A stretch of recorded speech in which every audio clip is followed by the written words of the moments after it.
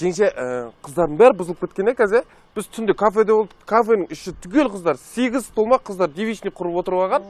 Неғып осы қит етсе кафеге барған қызды бұзылған дейсіңдер, а? Кафеге қандай адам барады?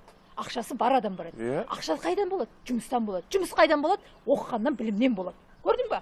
Қит етсе бұзылған дейсіңдер. Негізі бар ғой қателік бізден екен, менің түсінгенімше. Біз не істейміз үйде? Қыз баланы оқыта береміз азынан кіші, ертең барған жеріне ят болмасын, нанын тапсын, оқымаған демесін, білімді болсын қыз деген деп ше. А ер баланы не істейміз? Ұл баланы не істейміз?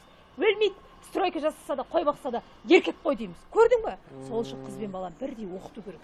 Бұзылған деп айтуға болмайды. Сонда қыздар бұзылмаған ғой, біз түсіндім болды. Біз мен екен ғой дұрыс түсінбей жүрген. Негізі жеңше бар ғой, біраз адам дұрыс түсінбей жүр негізі.